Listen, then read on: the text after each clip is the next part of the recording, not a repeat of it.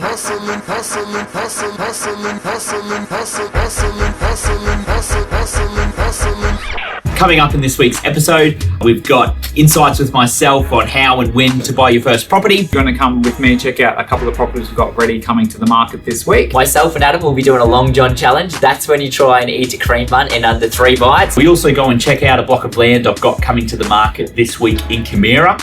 It's on 1,200 square meters. I'll chat about my fitness, where I'm at the moment with my triathlon and my training. Also going to run you through an investment property that I've just purchased in Ipswich. A quick numbers update. It's the 9th of April currently. We're on 53 sales for the year, 45 of which are unconditional. Pretty much bang on track for where we need to be. Obviously, you'd always want to have sold more houses and have more houses coming onto the market. We do have quite a few coming to the market this week and next week. So pretty much where we are is right where we need to be.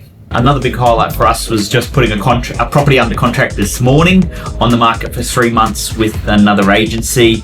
Unfortunately, got no result, and we'll be able to come to the party, put a really good strategy / campaign together, and we're under contract just after the 3rd open home for a really fantastic price, one of the highest prices in Springfield Lakes this year. It's going to be an interesting few weeks, because obviously we have Easter next weekend, the weekend after we have Anzac Day long weekend, then we have a federal election pop in there, plus Labor Day weekend at the start of May. So the next 3 to 4 weeks will be a very interesting period of the market, just to see what buyer attendance is like, people around holidays, things like that. Mine's bigger. Is that bigger? That was mine's bigger. Today's challenge, the boys are doing the Long John challenge. I don't know whether this is like an achievement if I can do it in 2 minutes, or if it's a little bit... 3, 2, 1. Oh, let me go first. No, it isn't. This is so weird. I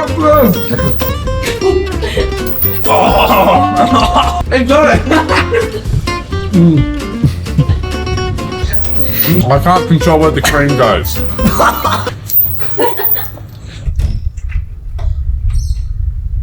So here at 24 Lady Musgrave Drive, we've just put this property live to the market yesterday. With this one here, we help the owners get it ready for market. We got the house fully staged. The owners have done a few touch-ups with the gardens, everything like that. We find presentation is one of the key things to get you the highest price in the market. So that's why we always like to get professional stylist opinion on how to present the home the best. Another part of this home that we absolutely love is this massive master bedroom.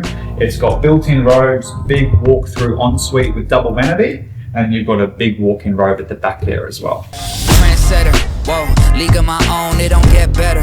No, read what I wrote, I'm a bestseller. Yeah, reach for my goals, hit it dead center. Welcome to another episode of Insights with Harry. We deal with a lot of first home buyers, so we see a whole range of emotions and buyers at different stages of their journey. Before I get to that, I also just wanted to talk about the last couple of segments. With investing, it's always risk and reward. If you don't want to buy any properties and just save money, there's extremely low risk in that, but the reward might not be too beneficial later in life, especially if your money is devaluing sitting in a bank. The other thing to consider is your risk tolerance. If it can be higher, then there is a chance that obviously then if it pays off, the reward will be substantially higher. Now with buyers as well, a lot of them try and wait till they have 20% saved before they purchase a property. Where I've seen people go wrong with that is that they came and looked at properties, say 3 years ago, when they might have had a 5 to 7% amount saved, decided to wait for that time to buy and save a little bit more to try and keep the risk down a little bit. In the meantime, property prices have gone 50 to 70%. So if you have enough money and the bank's saying, yeah, it's doable, then there's not really a wrong time to buy. It's as soon as you can jump into the market, ideally the better.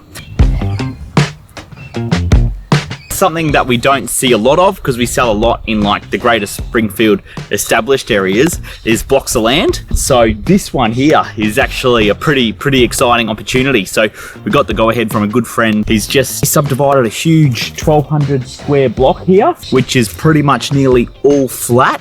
So we're going to the market today, ideally. So 1,200 square meters in Camira, super close to everything, is something pretty exciting. And the market here rarely ever sees opportunities like this, so I'm excited to see how it goes. We're going to guide from around the 700,000 mark, ideally create a lot of interest to get as many offers as possible, so it'll be good to see where we end up, I guess, on the next episode. I don't reckon I can swing on that. The cool thing about this block is that it's a big rectangle, so you'd really have the opportunity to build your house wherever you would like. Personally, this is how I would do it here. I'd have a big gate running across the front of the block there. I would then go big house right here, like bang, right there. So you just hook in when you come home. The second thing I would do is get that driveway. I'd run the driveway all the way to the end to the corner and bang, have one of Australia's biggest sheds right there. The great thing about how I think that layout could work is that you've got the house, got the huge shed, and then all this area here, huge yard, put a pool in, have as many kids as you want, and just live a great life. I guess that's why I'm excited about this block. So one of my goals this year was to buy 2 more investment properties. We just settled on our first one last week. We bought a bit of a renovator at Eastern Heights in Ipswich. 3-bed, 1-bath on a really good sized block. Whoever is in need of a lot of work. To long-term play with this one, it's on a really great sized block. So I'll probably, in 1 or 2 years down the track, look at putting like a granny flat or a little auxiliary unit on it. It's got great side access, so that way we can have dual income property. Probably have to spend about $20,000 to $25,000 just to bring it up to scratch. It should be a cracking little property once it's all finished. What am I saying? Ditching fit check today, going straight into the fitness check. So I just competed in my first triathlon, not last weekend, the weekend before. They cancelled the swim because the weather was horrendous. So it was just a 20k ride into a 5k run. And I managed to get second in my age group. So pretty stoked about that one. Off to Bagara, that's on the 27th of April, to compete in another triathlon. So that'll actually be doing the swim and the bike and the run. So we'll hopefully get a good time for that. Pretty much, if I'm not working, I'm either playing soccer or doing my triathlon training. And I got injured at soccer last night. It's hurt the knee a little bit, have no idea what's going on, but going to the physio Friday, get it checked out, make sure all sweet. He's going to do the fit check today because he looks better than me today. So Would you say you kind of look a little similar? Oh, I don't think so. I think he's gone with the darks. I've gone with a bit more of the light tone. I've got the Rod and Gun shirt on today. Got this last week because I know you were coming in. I've got the Daniel Wellington watch too. You've got your Hyper Energy chinos from YD. You cannot go wrong. 50% off too. And then I just got Black Melbourne Sand loafers too. Well, I think it looks good, but obviously I'm biased. So I'll say that myself. Hope you enjoyed this week's episode. If you have any questions around buying or selling, investing, feel free to reach out anytime. And some other exciting news as well. We are on the lookout for really good, high-performing people that want to join the team. Maybe come on as an associate. So if you are thinking it's real estate for me, or you want to know more about it or would be interested, don't have to have any experience. We'd love you to reach out. We can have a chat.